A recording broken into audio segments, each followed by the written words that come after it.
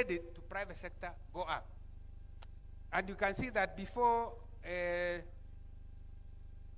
most of 2024, credit to private sector was negative. But from February 2025, we have seen a growth increase. So it means lending to private sector has gone up, the banks are responding, and with that lending, that should be able to now to be reflected in economic activities, and I will show you that later. Next slide.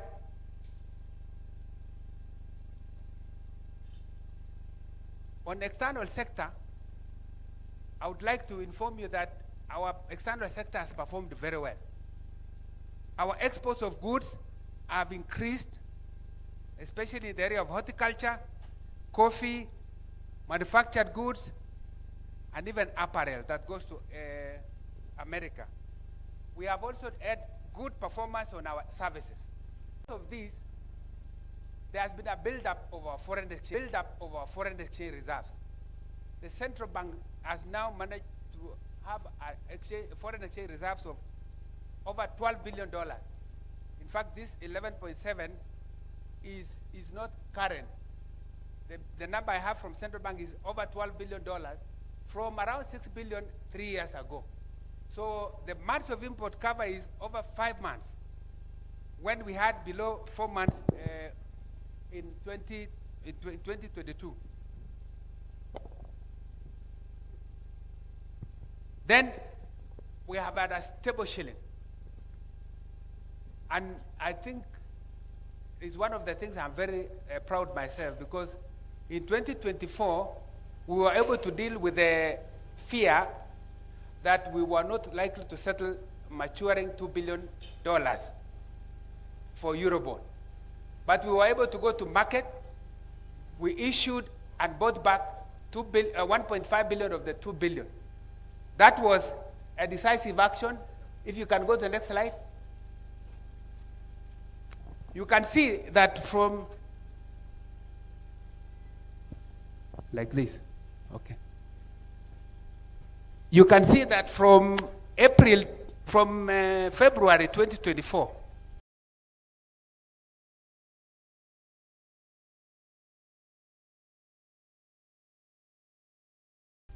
has stabilized at around 129. The shilling has stabilized, and this is at a time when initially before that we had a lot of challenges. In fact, most oil marketers had challenges even opening foreign exchange. If you wanted to import, you had to open up to 20 commercial banks to get foreign exchange. But now, because of the stable shilling, reserves have increased. In fact, this shilling would have been stronger if we were not accumulating foreign exchange reserves. So we have had a stable shilling. Next slide. And then our capital market has performed.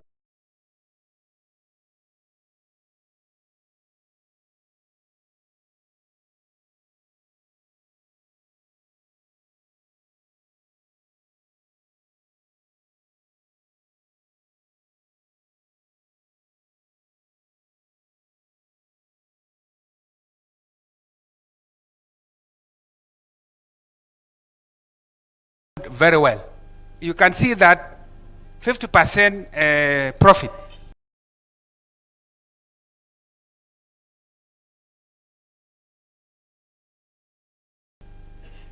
And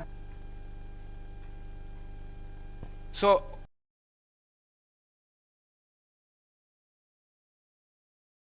honorable members, I hope I can move by the next issue of the budget, but by saying that we have achieved good progress on the macroeconomic front. Inflation has come. It is now low and stable. That inflation has been translated into low interest rates. The low interest rates have meant that now banks are able to lower the interest rates, and also the rates we pay when we borrow have come down. So we have saved also in terms of cost of borrowing. And then you can see that also the shilling has stabilized, and then our capital market is performing well. And this is why it's the right time also to go into the market when it comes to even divestiture, because we will optimize on the value. So I thought I should just tell you where we are on the budget. And I will give you how we have performed in the first half of year up to December last year. We have revenue underperformance of about 136 billion. 136 billion. And I will show you in the next slide. If you can go, I'll come back to the next slide. This is how we have performed. In July, we failed to collect about 17 billion. Then it went to 69, 90, 108, then 120, almost 130. But December did well. The Kenya Revenue Authority surpassed its target, and that is why it has come down to 115. This is what we call ordinary revenue, what KRA collects and gives to Exchequer. But if you go back to the next slide, 136 includes total revenue, meaning ordinary revenue plus appropriation in aid, which is what you see there. So you can see that almost all the tax categories underperformed. And therefore, because of that underperformance, and you can see the expenditure also, if you can go to the next slide. Next slide. This is how we have done on the expenditures. Our target was for December 2 trillion and 2.097 trillion, but we performed 2.024. So expenditure was still high, despite even the problem of EGP not being available. But we still have done well, and because also we were able to release Exchequer, most of the entities, I believe, even including Parliament, has been able to receive most of the requirements that you need, including your CDF, which we have been very proactive to make sure that we pay as and when required. So, what is the storyline here? We are saying that expenditure pressures are high, revenues have underperformed. And this is why we have to readjust the budget, and therefore next week we are preparing to go to Cabinet, and we will be back to Parliament with a supplementary budget. We will submit together with the BPS so that you consider that adjustment. So this is how we have ended up with the performance in terms of deficit. The deficit financing has been around 517. That is billion. So if you annualize, you can see that we are likely to go beyond the target that we had aimed at. So this is why, because of this performance, we want to come back to Parliament to make adjustments to make sure that we move on with the fiscal consolidation exercise that we have been pursuing. Next slide.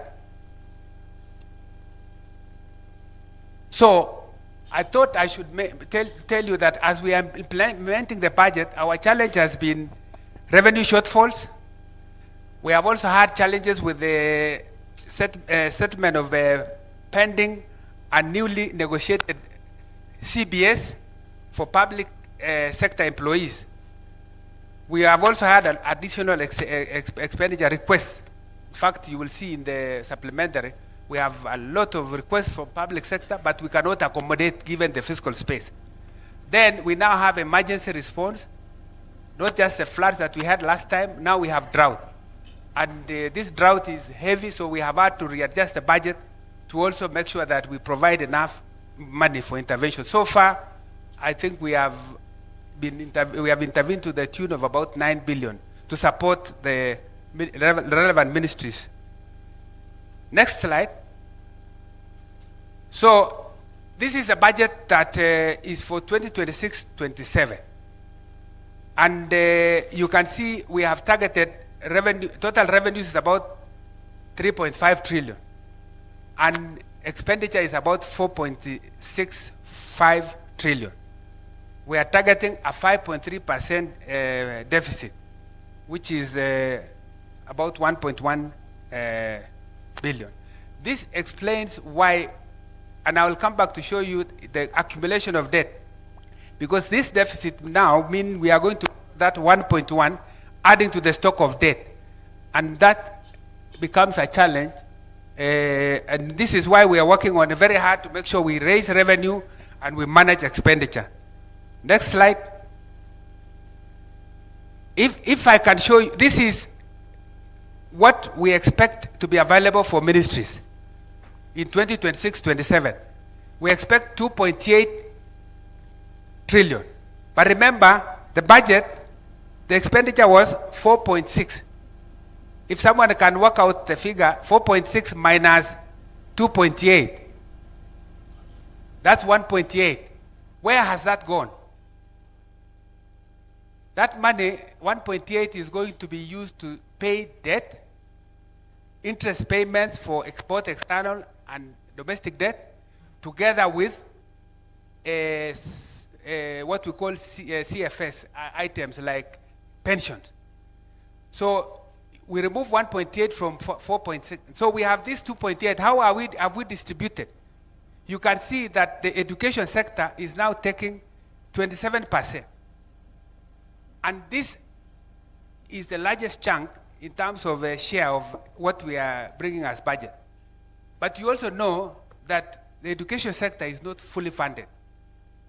There are issues around capitation that is not fully accommodated, issues around scholarship and the rest. But this is the situation. Our energy and infrastructure and ICT takes around 595 billion. We think that if we set up the infrastructure fund and we are able to take off part of this 595 for what is commercially viable, then we could still create some fiscal space here while using the infrastructure fund, which I'll come back to later, to address some of this by scaling up private financing together with what we have in the fund so that we address this. These are innovative ways to deal with the tightening fiscal space. Public administration, you can see, is 12.3%. Governance, justice, law and order, it takes about 11.5%. The security sector has also grown very fast and is now about number 5 in terms of share of allocation. And I think the rest are there. We are trying to adopt zero-based budgeting as we come up with this budget. So this is likely to come before you in the BPS. I don't know if you can see. I think this presentation will be given to you. Next slide, please. So I want to make one point, because this is the point we are making so that Kenyans understand also why even we have to come up with innovative ways. We have a shrinking fiscal space. That's our message. And it is important that members of parliament who approve our budget understand this situation. If you look at the history, in 2013, tax as percent of GDP was 17.2. And then it went to 18.2 around 2014. Then from then on, it has declined as a percent of GDP. Now we are talking around 14.4. But I'll show you that we, out of our fiscal consolidation measures, we are trying to reverse this trend. So ordinary revenue as percent of GDP has been declining. And this is attributed to a number of factors, including compliance gaps by many of the people who are not able to pay the taxes. We are pushing KRA to close that gap. We have also given a lot of expenditure, tax expenditure, too many incentives. I think cumulatively around 500 billion that we have given as incentive to various sectors. Then there are sectors like agriculture, which take a huge chunk, about 22% of GDP, but contribute very little to the tax. And so if you look at this, just go to the next slide. Revenues continue to rise each year, but at a slow pace. This highlights the need to strengthen revenue mobilization and then improve collection. So it looks good. You can see that the green slide is improving. But what is the growth rate? Look at that line, the red line. It's showing that the growth rate is slowing. That's point number one on the revenue side. Please go to the next slide.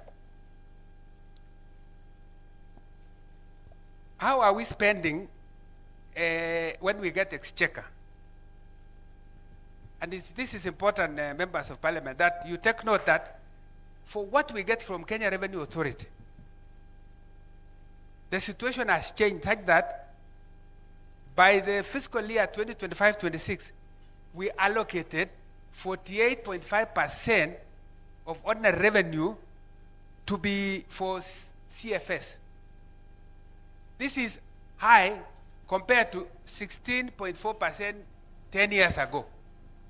So if 10 years ago we were paying 16.4% ordinary revenue for CFS, now we are doing 48.5%.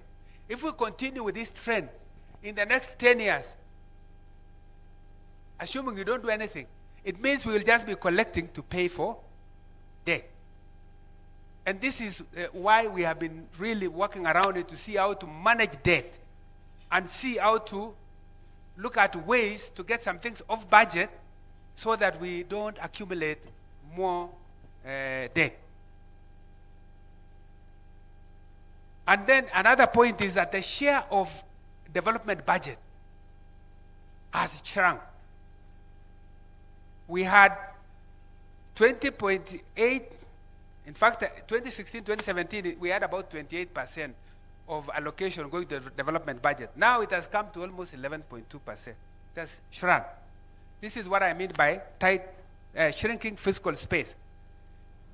And maybe we look at recurrent, and look at the recurrent spending.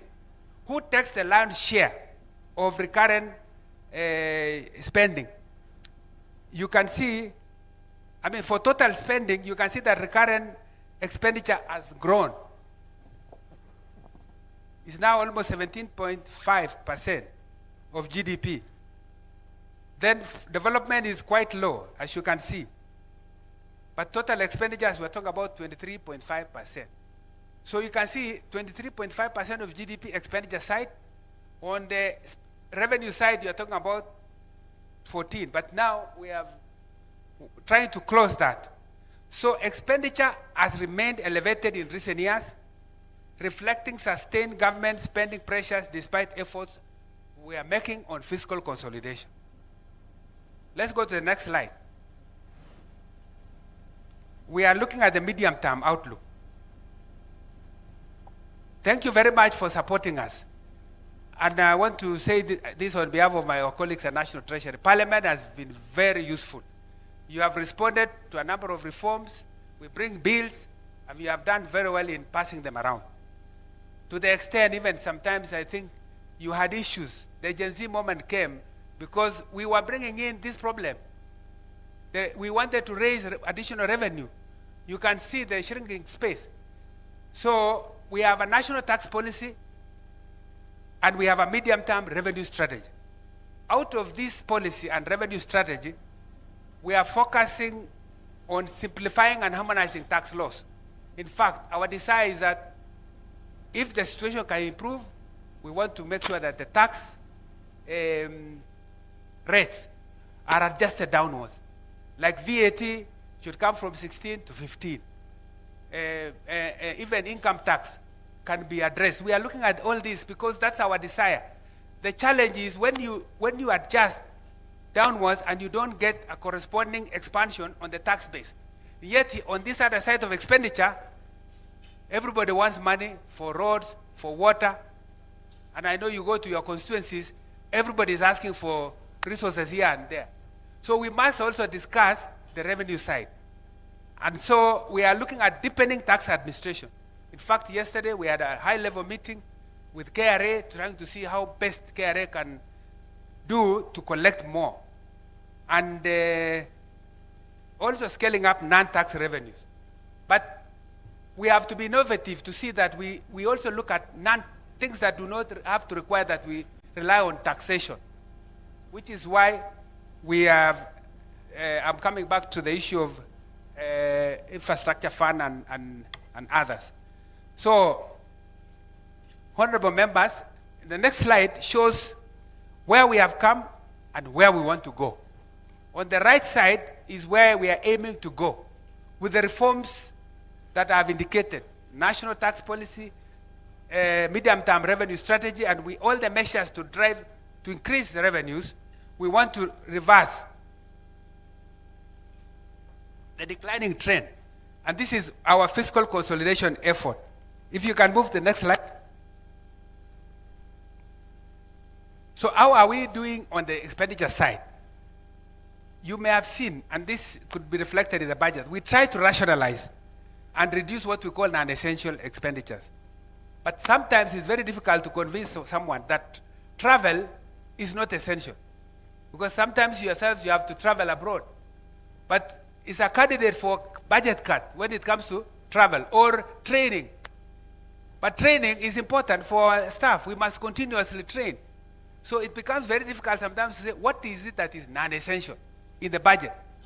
But we believe that there's still a lot of room in our budget that we can deal and actually make it efficient.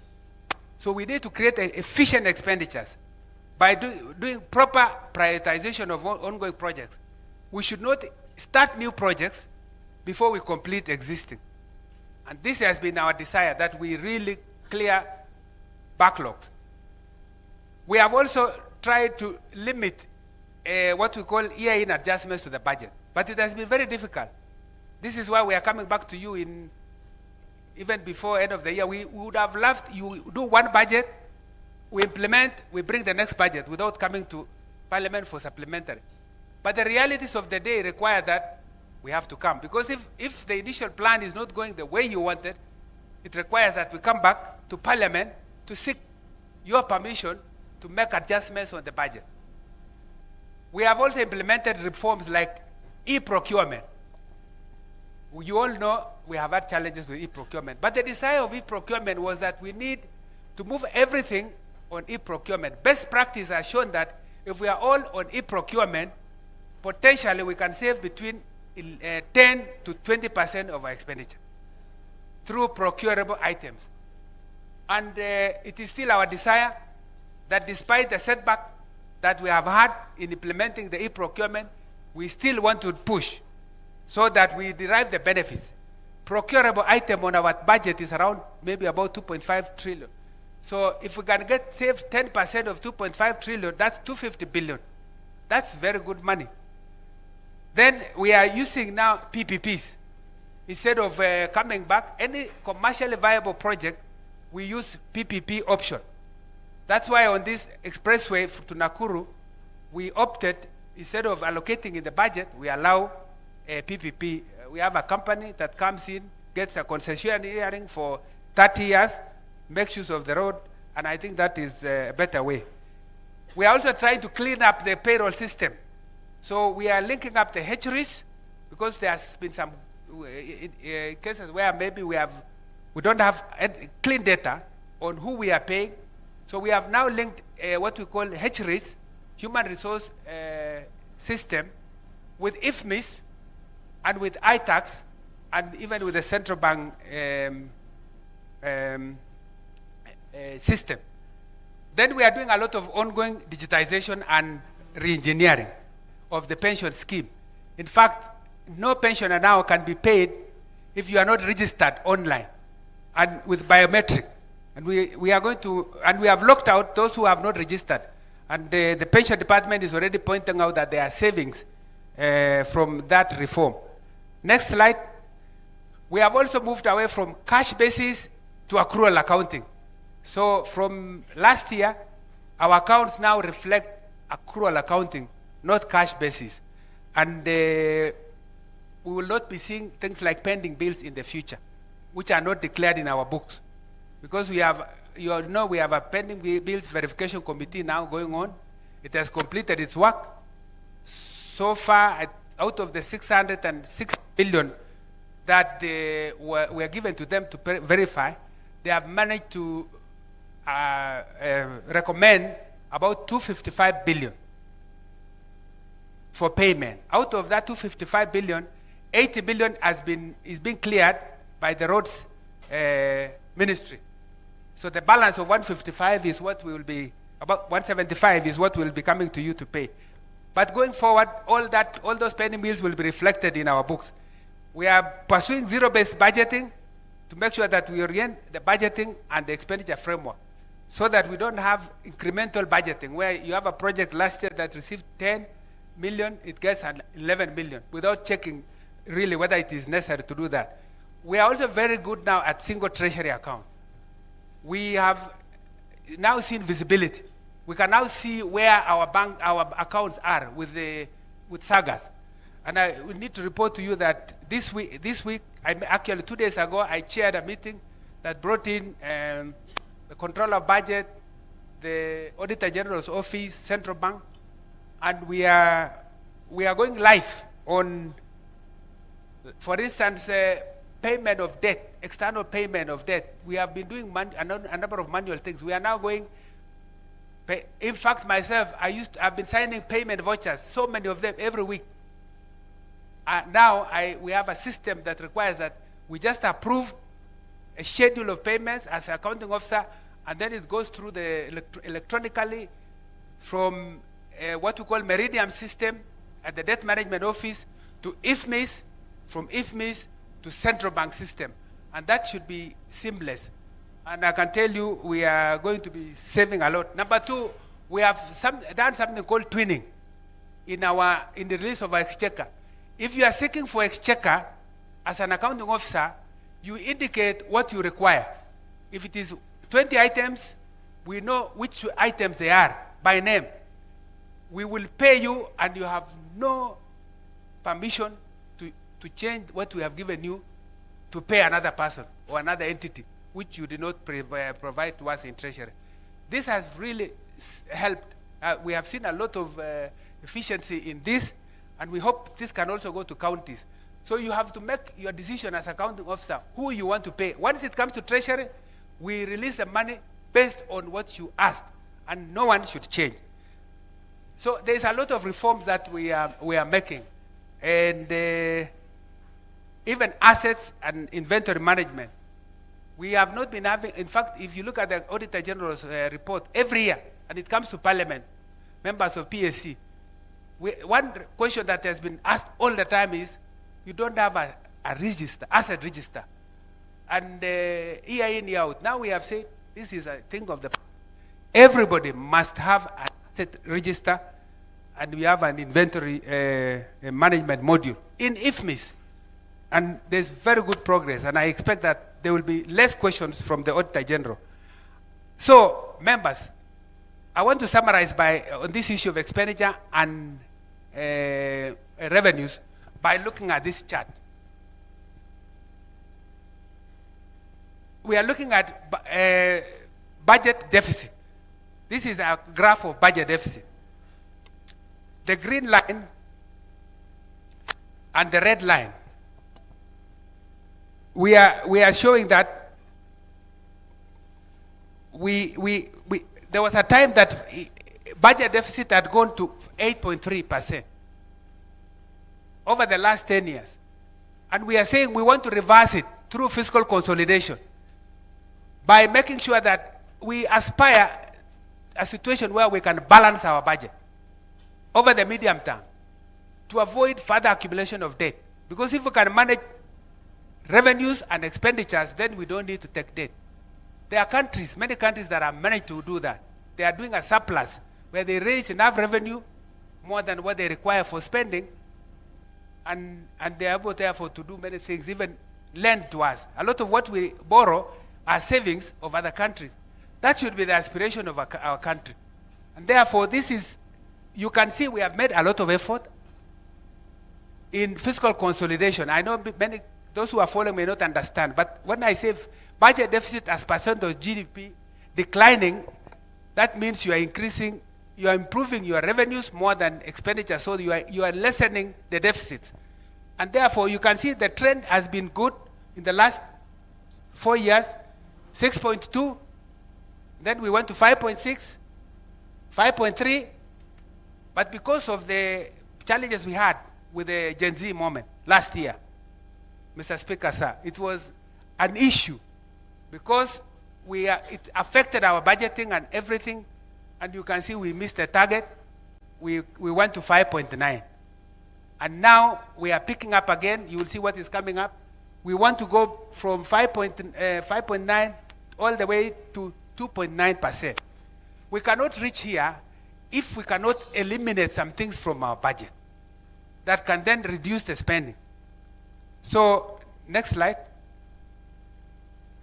This is a story of public debt. And it's good to appreciate how our debt has been. Before 2014, and I want you to pay attention to that, our country was rated, we were rated a country of low risk of debt distress. And our current capacity of debt was high. And this is because, I would say maybe because we had not adopted a new constitution. Because with the adoption of a new constitution, you can see spending pressures. You have a bicameral parliament, a Senate, National Assembly, a judiciary, independent officers, and the rest. And many things which are in the Constitution which are free education, free health, many rights. This have meant that we have spending pressures that have gone beyond our capacity to finance.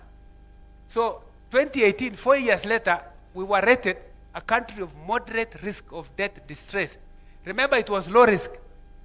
2018, it is moderate.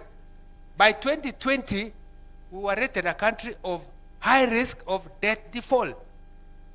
So, if you continue beyond this level, it means you are likely to default. And by the way, Kenya was among 6 countries that were candidates for debt default. I'm happy to report that because of the actions we have taken, Kenya survived. All the other 5 have actually had to do debt restructuring. And we have managed to do this because of a number of actions that we have taken. So you can see that in the last 2-3 years, we have tried to stabilize so budget as percent of GDP has declined. It had reached around 68. Now it's around 64%. So I was building the basis for why we require to do reforms as I finish, because I think my time could be up. Honorable members, we have to do certain things. One of them is that we have to look at our reforms. So let's go to the next slide. Yes. We did an assessment as National Treasury on what we call, we wanted to determine the viability of our state corporations. And we identified critical gaps and a number of vulnerabilities. So we said, how do we deal with this? We went to Cabinet last year, January, to get approval to undertake reforms of our state corporations to enhance governance and accountability. So in we were targeting operational and financial inefficiencies, and then governance and service delivery, and the need to remove some entities from relying on exchequer, because it's possible for them to actually survive without exchequer funding. So we recommended for mergers, for dissolutions, for restructuring, and declassification. Next slide. So we got approval from Cabinet that we do a merger of 42 state corporations to 20 of them to improve operational efficiency and eliminate redundancies. And this is ongoing. We also have 25 state corporations which need to be dissolved, and their functions transferred back to the parent ministries because they don't need to exist on their own. There are 6 corporations that we say their mandate to be aligned to improve better performance. And then we declassified 4 public funds, which are currently categorized as state corporations, and then transfer them back.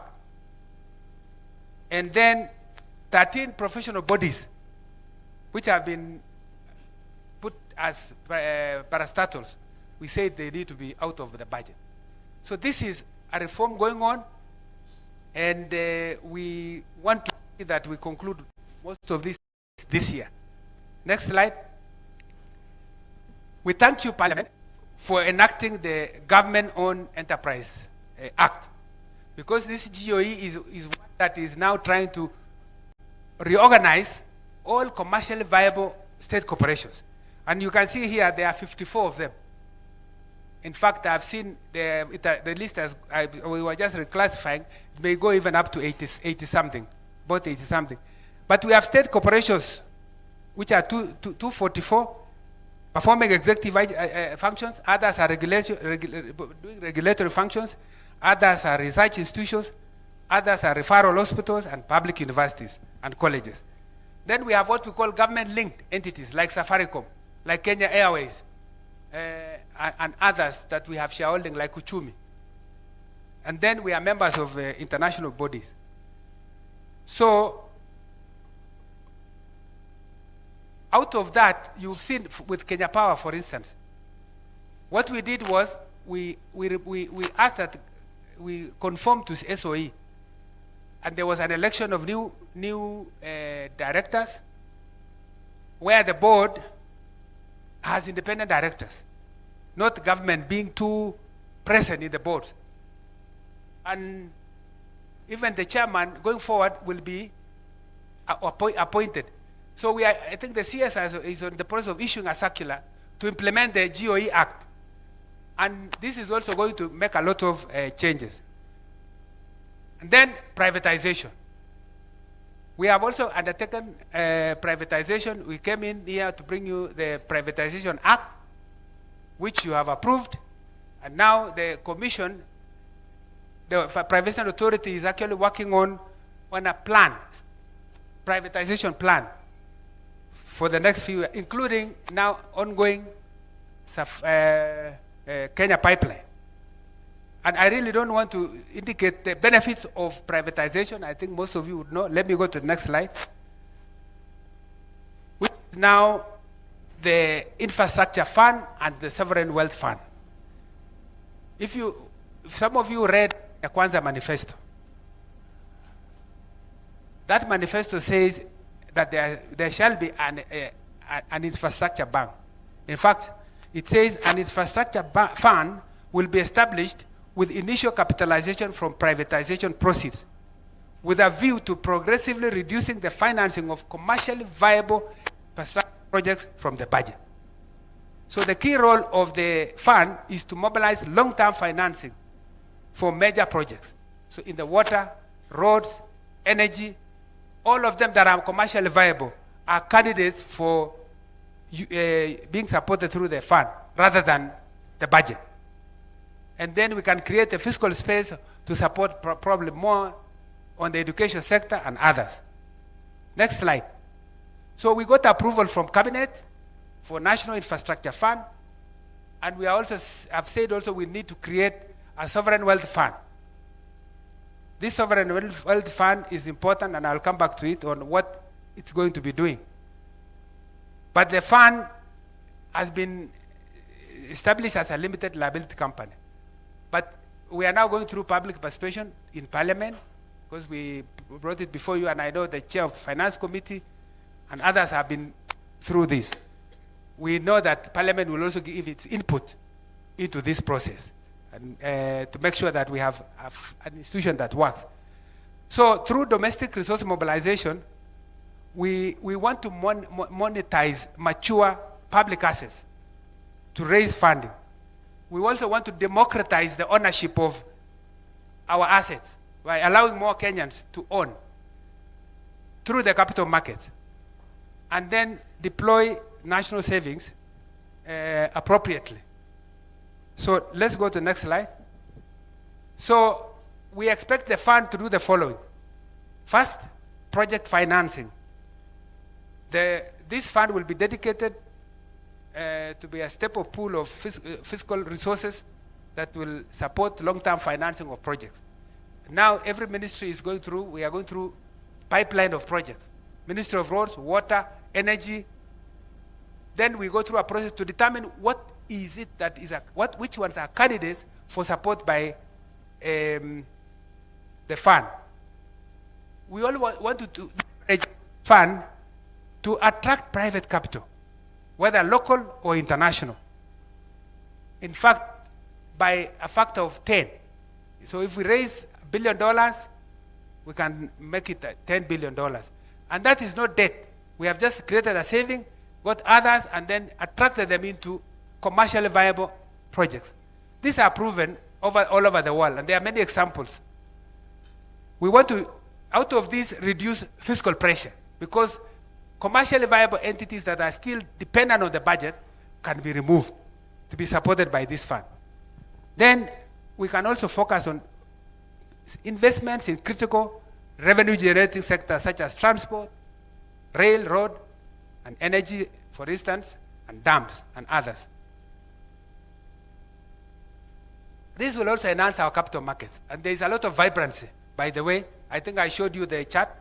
Our capital market is doing very well, and you may have had the submissions from the stakeholders in the capital market that they are very happy with this process of bringing more opportunities into the capital markets. And then we are de-risking projects, because why carry out projects which are commercially viable through the, why don't you allow this to be done by private sector? And then we are saying all proceeds will be ring-fenced. It's not our intention, except if necessary, to use the money to support the budget, because you can see how that will work. We just spend, in 1 year it's gone, because the gap is so much. We would rather ring-fence these funds, perhaps maybe a small component, if it's necessary, to handle very critical areas of support, which will still come to you anyway, but it's our intention to really ring-fence this money. Next slide. We also got approval from the cabinet to establish a sovereign wealth fund, and the cabinet approved the policy. This is a fund that is supposed to prudently manage revenues from minerals and petroleum resources, even our dividends from public investments, and even what we get from privatization can also be part of this. We are anchoring this on what we call generational savings. You can see the debt, for instance. Debt has increased in just 10 years to where we are considered unsustainable. What are we doing to the future generations? How are we responsible to the future generation? They will be saying we made life difficult for them. And I think this is a proactive measure to try and see this. So this fund establishes a comprehensive framework for prudent management and investment of revenues from our mineral resources. And it has 3 objectives. One is that if we have shocks, we can use that money to intervene. Like now we have drought. That 9 billion that we have used could easily come from such a fund, because it has shocked the economy. Then you can also use a portion of this to support priority projects through the infrastructure fund. But lastly, intergenerational savings. We make sure that we preserve part of the resource wealth for the benefit of the future generations. So we ensure that the depletion of natural resources does not compromise long-term prosperity. So the objectives of the fund are, I think it's before you have already that bill, so I don't need to go through it. Next slide. Yes, so again, these are highlights. We are saying we'll have a stabilization component, we'll have an investment component, and we'll have a future generations component, what we call Urithi component, so that we make sure, and this will come through you so that you create a regulatory framework, at least that this can govern the usage or the application of this fund. So, members, I thought this is the update we should give you on behalf of my cabinet secretary. But so that we don't blow our own trumpet, I wanted to present what others say about Kenya. First is Global Competitiveness Ranking, which was released last year in November.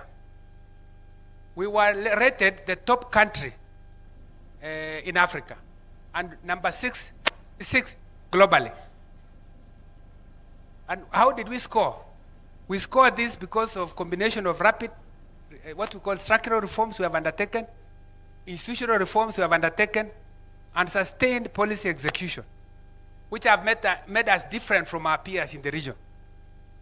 And then we have also done macroeconomic management. I presented to you that situation of low inflation, stable exchange rate, low interest rates is not something you see in most countries in Africa. In fact, many are struggling with high inflation, weakening of the shilling, of their currencies, and so we've been rated well by IMD. It's called International Management Institute. The next is what we call PMI, which was released recently. Stanbic Bank, they have something, they have an index called Purchasing Managers Index, which reveals a robust turnaround on Kenya's private sector last year. The report shows that the private sector in Kenya maintained expansion, especially in November and December, overcoming earlier years because of protests that we had. The employment and purchasing power went up. So hiring by private sector hit a 6-year high. And purchasing activity increased as firms sought to build interventions. This is a reflection that economic activity is picking up. And output and sales. I also reported that business activity was supported by robust customer demand and new orders.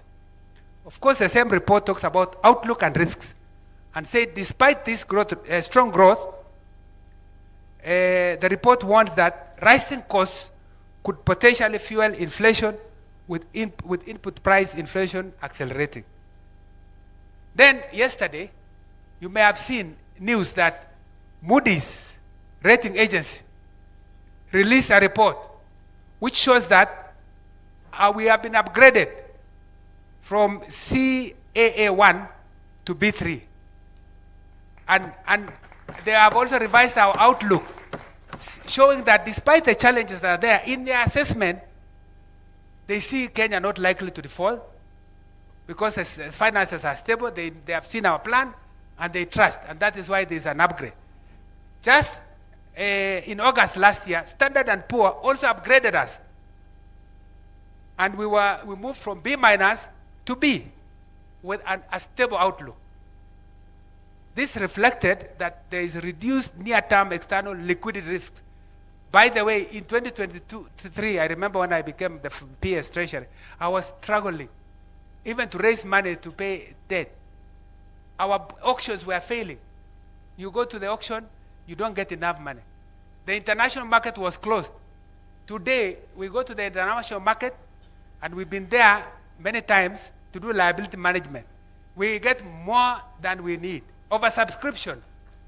In fact, if I tell you, in 2024, February, we went to settle the $2 billion maturing debt, which was causing a lot of fear. We got $6.2 billion. We were only requiring 1.5. The next time we went, we got almost 5 point something billion. We needed only 1.5. The last time we went, we got almost $7 billion when we needed only 1.5. And now the market is open. We will also be doing. I can report to you that we have done a lot of liability management. We liability managed the 2024, which was a big risk. 2027, which was too high, is now sorted. 2028 is also stabilized now. We are looking at 2031, 2032 to smoothen so that we are certain as Treasury when we plan that we can be able to pay. Not like when we were not sure at that time that we could pay 2 billion. And this is why we don't want to be in a situation where we also borrow at one go, one bullet, that you're required to pay so much money in one go. We want to plan it such that it's easy for anyone coming. I would like the one who replaces me in the future to find a better situation of managing finances of the country. So the last one is Fitch rating. Fitch affirmed its rating at B- with a stable outlook. So these ratings are crucial because they help us in our borrowing cost. Like now, we have a delay in DPO from World Bank. And I want to thank you, Parliament, because you have supported us also on a number of reforms. You have passed the conflict of interest bill. You have passed the, what we call the GOE bill. You have also passed the one for social protection. And many that are really, when you look at this is why we are being rated well. It's because of the work you have done as Parliament to pass the reforms. I still urge you to support us on the regulations that are before you so that we finish and we are able to access cheaper financing also. And then IMF is also on, and we have been able to get a lot of support. And our bilateral partners, we are doing well. I think all is well, and Honorable Speaker, I want to conclude by saying that we face a very difficult task of balancing, where we need to boost our revenues to protect critical spending in priority areas like education, like security, and meeting the heavy debt services that I have indicated, which now take almost 48%. So, because I will take up questions, Honorable Speaker, maybe I just end here and thank members for listening. I hope I have not loaded you with too much economics. I left a lot that I wanted to bring, but I just thought maybe if we have regular meetings, we could, I could have probably organized myself better than this, because it was not my plan. The way CS would present is different from how I present. Him is a politician. And by the way, I am proud of my CS. I think he has done very well, and he's able to communicate better than myself. Thank you very much. Another round of applause for Dr. Chris Kiptoo. And PS, you have done pretty well. I can assure you we have seen non-preparedness, but this is much better. Honorable members, as had been discussed and directed by the Speaker, we will now take the presentation of Honorable Kimani Kuria. Then after that, we will do a combined plenary. So for now, a round of applause for Honorable Kimani Kuria, the chairperson, Departmental Committee on Finance and National Planning, and also, Mr. Speaker, the one person who actually broke the jinx of Molo constituency for re-election after a series of decades of one terms. Another round of applause for Honorable Kimani. Thank you very much, Madam Speaker, and my colleague, the Right Honorable Speaker, our CS, our Leader of Majority Party, our Clerk of National Assembly and Leadership, and fellow members, good morning. I want to take this opportunity to welcome you again to Nakuru County. This is the beginning of Nakuru County, led by our very own experience